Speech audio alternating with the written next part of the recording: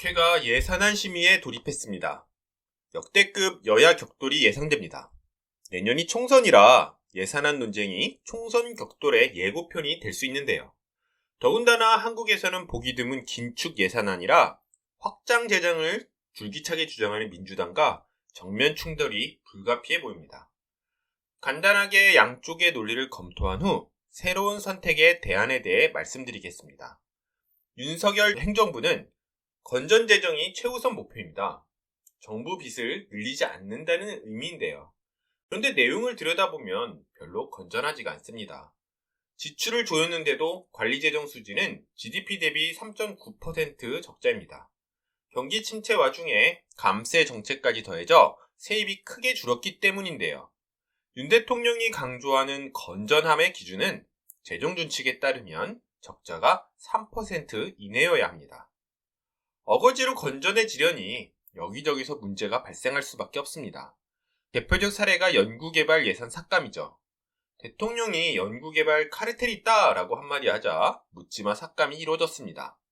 얼마나 문제가 심각한지 국회 예산정책처마저 2024년 예산안 총괄 분석에서 별도로 이 문제를 분석하고 있습니다. 한편 이재명 더불어민주당 대표는 정부 예산안을 비판하며 3% 경제성장률을 달성하기 위해 경기 부양에 나서자고 제안했습니다. 사회 간접자본 투자와 각종 소비 지원책입니다. 전형적인 민주당식 정책이라 하겠습니다. 하지만 이 대표 제안은 나라빚만 늘리고 목표를 달성하지는 못할 것 같습니다. 왜냐하면 현 저성장은 인구 고령화, 생산성 정체, 산업 전환 같은 구조적이고 장기적인 현상과 연관되어 있기 때문입니다.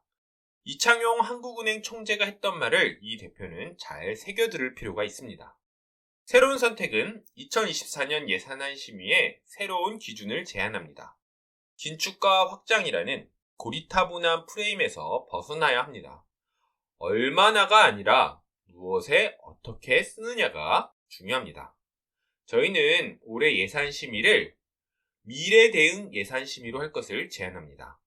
대한민국은 국내외 석학들이 공히 지적하는 것처럼 국가의 지속 가능성 문제에 직면해 있습니다. 시간이 흐를수록 대응 비용도 기하급수적으로 증가합니다. 정부가 미래 대응에 어떤 노력을 하고 있는지 예산으로 검증하는 게 그 무엇보다 중요합니다. 여기서 미래란 좀 더 자세히 보면 첫째 인구, 둘째 생산성, 셋째 기후와 관련한 대응을 뜻합니다. 저출산으로 인한 인구 절벽과 고령화 문제는 더 말할 필요가 없겠죠. 잠재 성장률 0%로 향하고 있는 경제 문제도 심각합니다. 인구가 늘지 않는다면 잠재 성장률을 올릴 방법은 생산성 향상밖에 없습니다. 기후위기 역시 우리가 매일 체감하는 문제입니다. 올해 11월 초 기온이 25도에서 30도에 이릅니다. 더 심각한 건 이 상황이 불강력적으로 더 악화한다는 겁니다. 탄소 배출을 당장 제로로 만들어도 기후위기는 수십 년 이상 악화합니다. 정기국회에서 의원들이 집중해서 따져 물어야 하는 대목은 인구, 생산성, 기후와 관련한 예산이 어떤 사업에 얼마나 배정되었는지입니다. 먼저 인구 대책은 출산 유도 정책은 아닙니다. 인간을 무슨 가축 번식시키듯 다룰 수는 없습니다.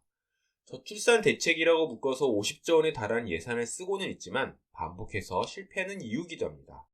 사실 인구 대책이란 청년의 행복에 관한 문제고 일 가정이 양립할 수 있는 조건에 관한 문제이며 가족에 관한 새로운 패러다임의 문제입니다. 출산율이 다시 상승한 선진국이 지적하는 내용이죠. 이전처럼 결혼, 출산, 양육이 당연시되지 않는 시대입니다. 경제적, 문화적 수준에 걸맞은 미래를 기대할 수 있어야 젊은이들이 아이를 낳고 키울 겁니다. 생산성 혁신은 기술 혁신과 제도 개혁이 두 바퀴인데요. 정부 기술 혁신 예산은 R&D가 핵심입니다. 하지만 앞서 봤던 엉망입니다. 제도 개혁은 윤 대통령이 3대 개혁이라 부르는 노동개혁과 교육개혁이 핵심인데요. 하지만 뭘 하려고 하는지조차 불분명합니다. 예산 안에서도 확인하기가 쉽지 않습니다. 기후 대응은 조만간 갖가지 국제적 규제가 이루어질 탄소 배출 감축 전략과 폭염, 폭우, 가뭄에 대응하는 재난안전 관련 대책이 핵심입니다. 하지만 핵발전소 관련 예산을 제외하면 긴급함이 전혀 느껴지지 않습니다. 정리해보겠습니다. 윤 대통령의 건전재정 예산안은 실제로 건전하지도 않고 미래를 위한 것도 아닙니다. 이 대표의 3% 경기부양 예산 제한은 경기부양에 별 효과가 없고 정부 빚만 늘릴 가능성이 큽니다. 새로운 선택은 관성적 진축, 확장 재정론을 지향하고 미래대응이란 기준에 따라 예산 심사를 진행할 것을 제안합니다. 미래대응은 인구, 생산성, 기후가 핵심이겠죠. 이번 정기국회 예산심사가 막무가내 정쟁으로 얼룩지지 않고 국민에게 희망을 줄 수 있기를 기원합니다. newparty.kr 당원 가입과 후원이 대한민국의 새로운 선택을 만듭니다.